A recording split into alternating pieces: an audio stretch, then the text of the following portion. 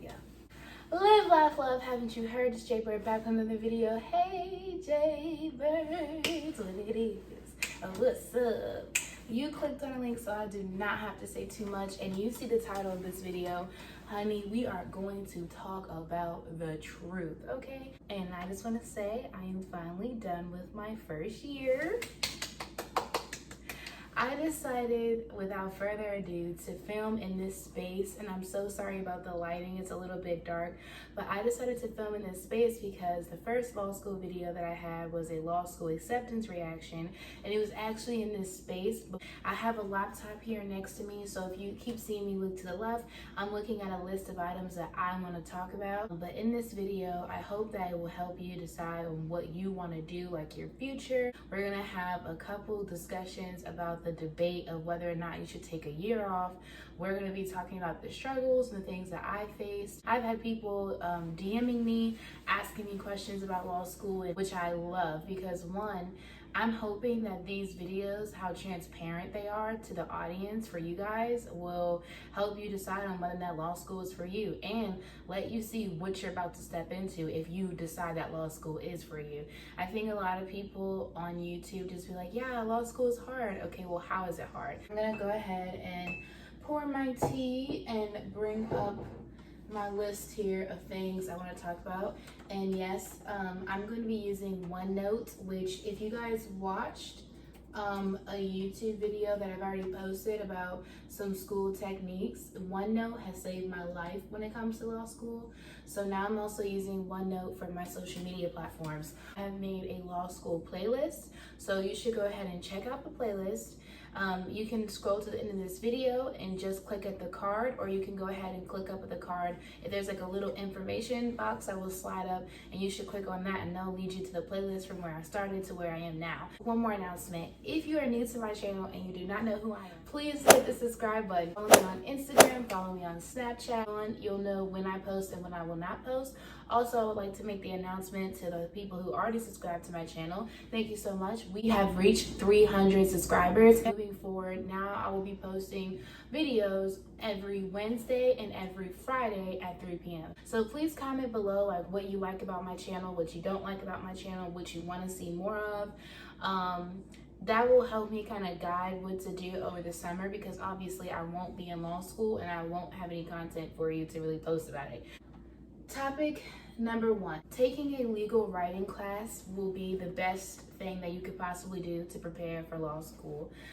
During law school, I had to take a legal research and analysis course and then a legal research and persuasion course.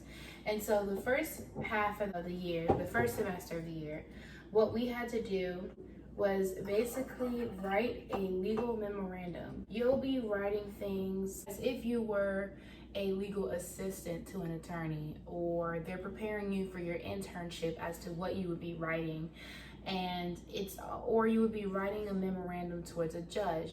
So the reason why I said that you need to take a legal writing course is because legal writing is nothing like I've ever written before. As an English major coming out of undergrad, I just knew that I was going to be able to do very well when it comes to writing.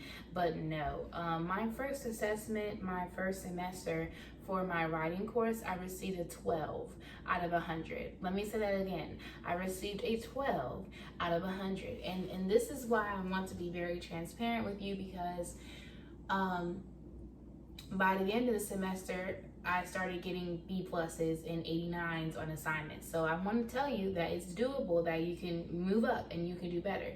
But I kind of want you to be prepared enough to where you don't feel like you're in, wait a minute, I thought I was writing well my whole life, and now we're in the crunch period to get it back up.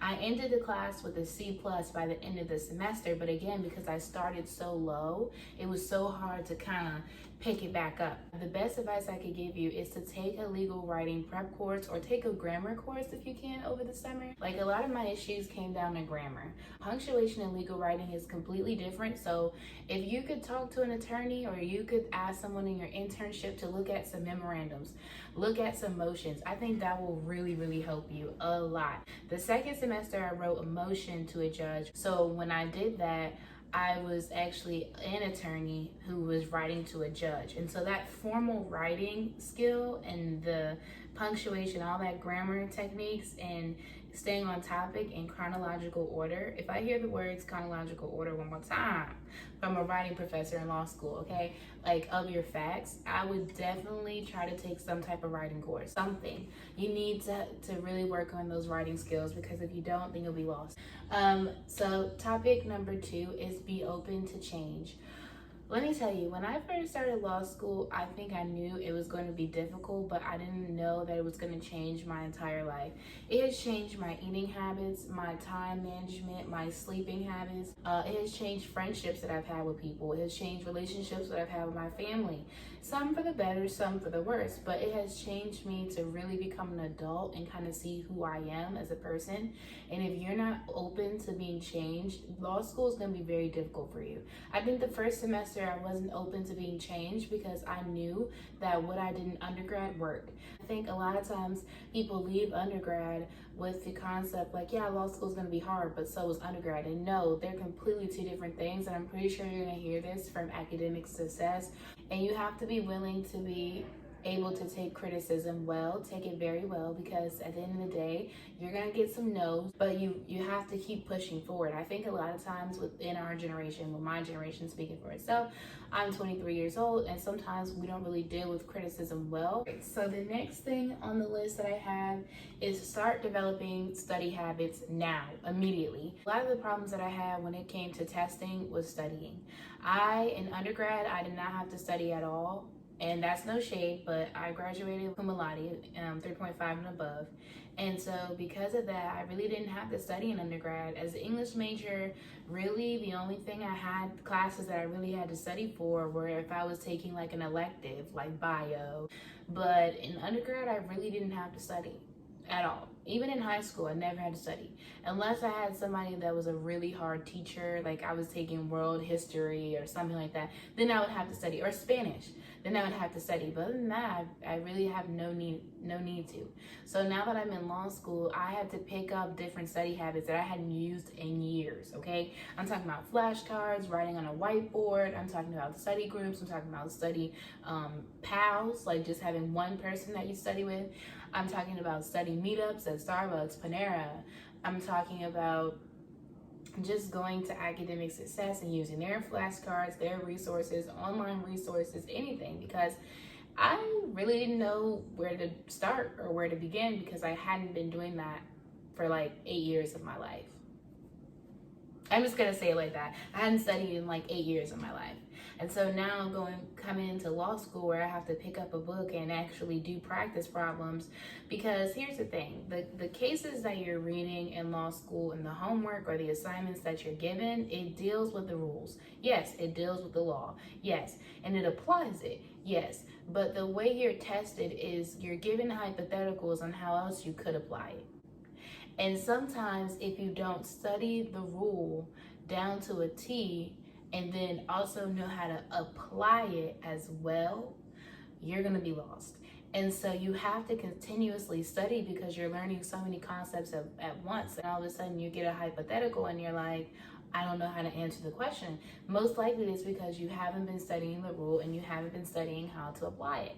And studying every day plus reading cases that can sometimes be 10 pages long. The notes after the case can be super long. You can do the practice problems, and then you have tutorial, which is like a way to study. Now, I don't know if all law schools offer it, but I know that at NCCU, what they do is they give you the opportunity to go to tutorial, and each course gets one tutorial once a week with a tutor, and they come with a PowerPoint, they'll come with practice problems, and they actually sit in your class. I love tutorial. It's actually very helpful. The only thing I don't like about it, honey, is it's at 8 in the morning. If you do not have any study habits and you don't have any time management skills, you're going to be really crying your eyes out, because you have so much work.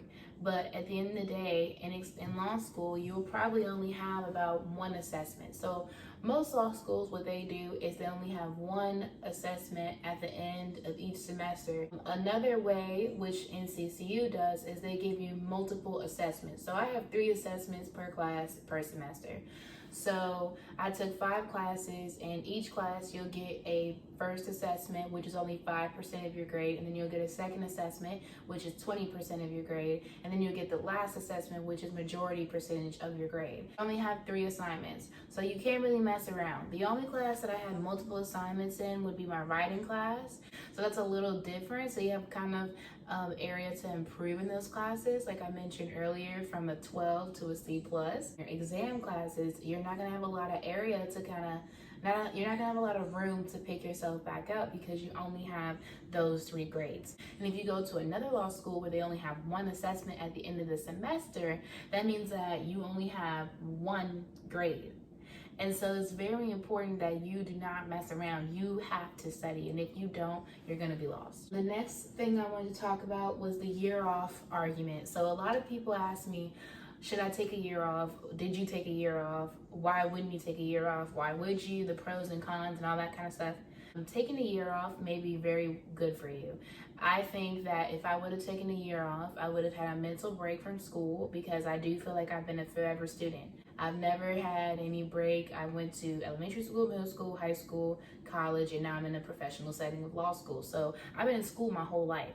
So for some people, like, taking a year off will be very beneficial for you to have a mental break and find yourself as an adult. And I think another pro to possibly taking a year off is to prepare. Like, you could take a legal writing course, you could have an internship, you can talk to lawyers and see if this is really what you want to do. However, I would not take a year off. Like, now that I'm actually into it, I'm kind of glad that I'm into it, because now I only have 2 more years left if I'm able to stay. I only have 2 more years left to go through school. Versus if I take a year off, then you still have the 3 years to go. Does that make sense? Like, the longer you prolong it, the longer you might not ever do it. If you feel like you're really passionate about it, I wouldn't take a year off. I would go ahead and get started. However, if you feel like you're not prepared and you have a low LSAT score, or you just feel like you need to take that year off, I would do it. Like I said, it's really up to you and what's best for you. Do I wish I took a year off? Sometimes yes, because law school drove me mentally insane. Sometimes do I wish that I'm glad that I did not do that? Absolutely, because I would have wasted a year with doing I don't know who what. And I've always said I wanted to be a lawyer since I was like 9 years old. The next thing I wanted to talk about was meeting with your professors once a week. The first semester, academically, I was not doing well. So for me, that hit me pretty hard, and I knew that I needed to get it together and get back on track, because if I didn't, I would lose the opportunity of doing well. I would lose the opportunity of financial aid. I would lose the opportunity of doing well in school and actually learning what I need to be learning. What I decided to do was meet with academic success and start meeting with professors about once a week, and I think that changed my entire academic playing field. The first assessments, the first semester, I got like out of 50 points, I would get like 10 or 20 points. This semester, I went from that to only missing 1 question on my first assessments for each class.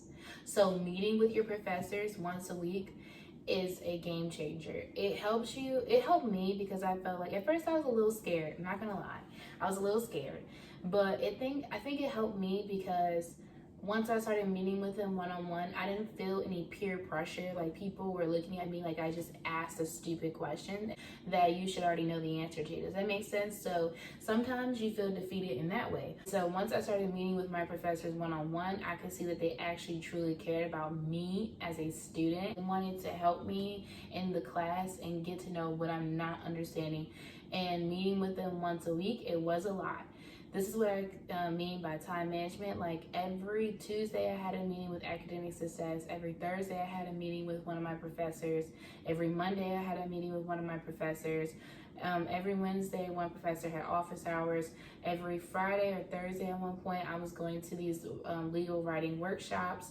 Every Tuesday or Thursday, they would have legal writing workshops during the day for research on LexisNexis and those type of programs. So it is a lot. So you really have to manage your time. Like, if you have any free time, you should be using that free time to do homework and get homework done. So I think meeting with my professors was the best thing that I could have done. And what I did in OneNote is I made a help tab for each professor, and I just started writing my questions down there. That way I had something prepared. Now, if you don't have anything prepared to ask, I would just go ahead and cancel the meeting. Just email your professor and be like, Professor and so, due to the fact that I have no questions and I understand the material that we're learning right now, I don't think it's necessary for us to meet. Every single meeting that you do have with your professor, just make sure that you have some type of content, because if you don't, you'll just be wasting their time and wasting yours. Next, I want to talk about meeting with academic success, which I've already mentioned. That was really, really helpful for me. They gave me resources, study resources. They give you tips. Like, one of the biggest tips that I've learned is right after you get out of a law school class, next thing you need to do is that crucial 10 minutes after class, go through all of your notes, reread them, and look for a question. Because most of the time, if you just write notes and then you move on to do another assignment, or you write notes from class and you never look over them until you get home, you're going to forget the fact that you even had a question to begin with. Then after you do that, reread them and type them into OneNote or however you're taking your notes. I like to do outlines, whatever is helpful for you. I like to do outlines in OneNote per class, and I divide them by subject. I think that's been the most helpful thing for me. And actually, OneNote was a resource that Academic Success guided me to use. The next topic that I want to talk about is your mental health. So I actually started meeting with a doctor there at the school who is a therapist or like a counselor. I don't know if every single law school has this, but NCCU has a wellness center. That seemed to be very helpful for me, because I could talk about my family, I could talk about my friends, I could talk about law school, I could talk about anything that possibly would have been in the way or distracting me from being successful. The main reason why I ended up going to actually talk to him was testing anxiety. I would be doing all the assignments, and I would be reading all the cases, answering all the questions, using all the right resources, and somehow I still wasn't doing right on the exam. Or I would do really well on the first exam. My school would give you 2 exams in the same day sometimes. It all started when I had a property law exam, and I thought I misspelled something on the essay, and I just knew like I failed. And an hour later, I had an exam for civil procedure. So once I got to the second exam, I just kind of felt defeated, like I'm gonna fail this one too because I just failed the first one. But basically what it means is, like, I've had so many negative thoughts in my mind that I've already basically I had no energy to take the second exam. And due to that, that's exactly what happened. After I took that first exam and I took the second one, I got the results back, and it was like I got like a 20, like an F on the midterm. And it was a midterm, so this is worth 20% of my grade. I remember sitting there taking the exam and looking at the screen. My hands were sweating, my feet were sweating, my head was sweating, and I just didn't understand what she was asking me. And at this point, I think I had like 5 minutes left, and I was still working on the essay, and I hadn't had just about anything done, really. And so when I met with my professor, I was like, I don't know what to do.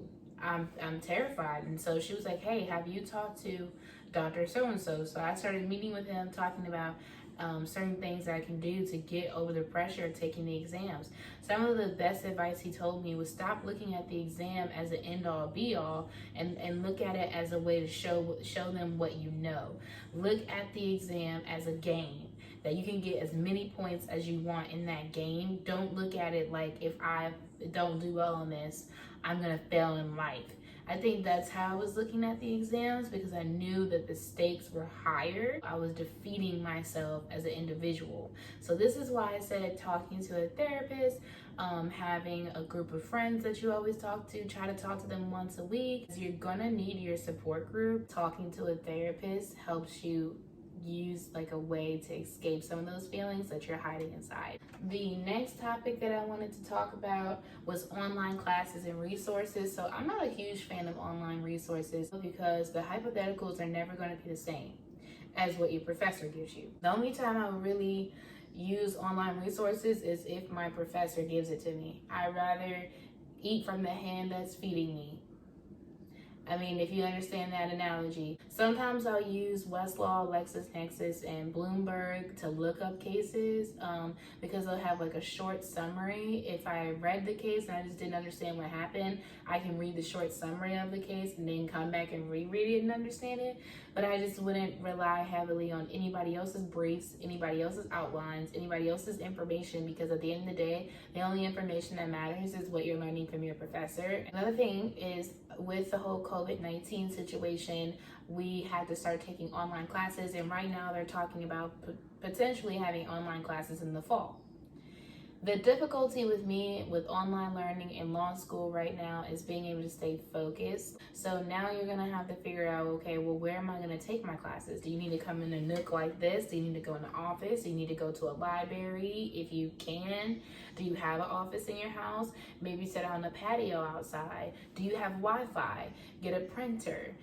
For your apartment or for your house or whatever your situation is. If you have kids, start fixing their schedule now, because the classes, most likely you're going to have 4 to 5 classes, and you need to figure out, how can I get my kids to stay busy during this time period when they're not in school, because they might have online classes in the fall as well. I just want to like go ahead and put this on the list because I know this is forward thinking, but if you're applying for law school, your classes may be online and you need to figure out a schedule, or you need to talk to your parents or talk to whoever you have at home for them to realize that when you're in law school mode, you're in law school mode. Topics are so important to learn your first year because it just travels with you. They're your building blocks to your second and third year to the bar. And then another issue that we had was the invasion of privacy. You know, it's just difficult being at home and being at home and having law school, because at first I would go to law school, and then when I would go home, I would take an hour to myself and I could breathe and I would know I was at home.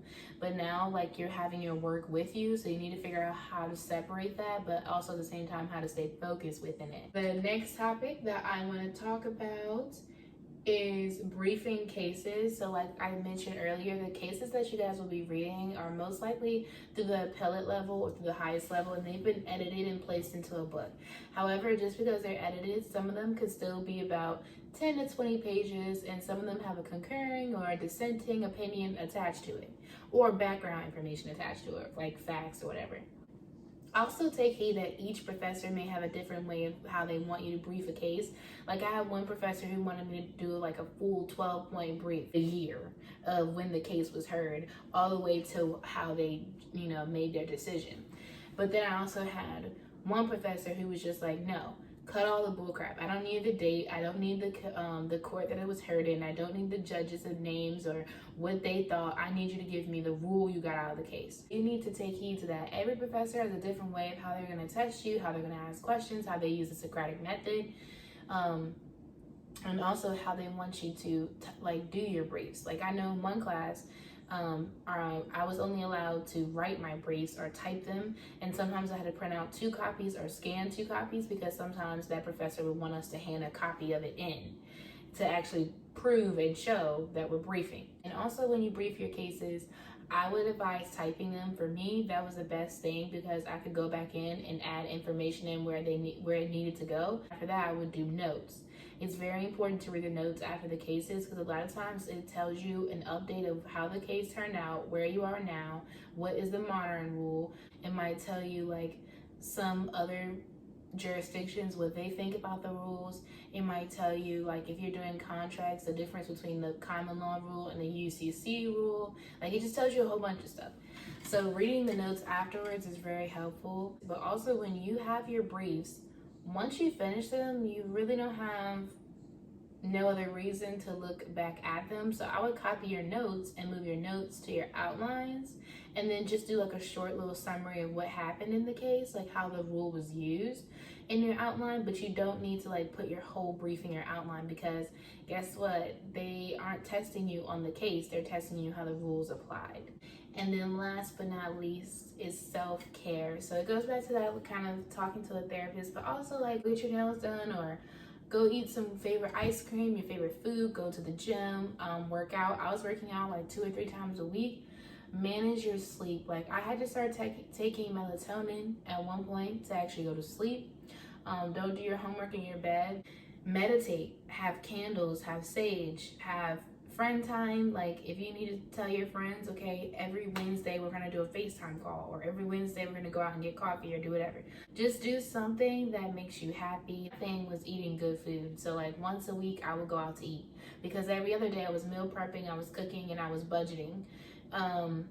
Or sometimes I would go get my nails done once a month, or sometimes I would go get a wax appointment, or like I have a spa day, or sometimes I would work out, or sometimes I would hang out with my friends. Like one time, me and some of the people in my study group went swimming in my apartment pool. So just think about ideas. One time my friends came down for a weekend. Like think about something that you can do, but also you still have to remember that you still have a lot of work to do. So if you're gonna hang out with them, plan it to where your work is done and you feel like you haven't wasted any time and you've been successful in that. And then you can have self-care and fun time, but you need to make time for it. So I hope this video was helpful. I was very transparent, and if you have any questions down below in the comments, I'll answer them in the next video. The next video I'll be making is what the heck am I supposed to be doing for the summer and next semester, and the transparency of how I did on my finals. But I just hope that these tips will help you on the experience and the truth about law school and how I felt about it. So, ciao.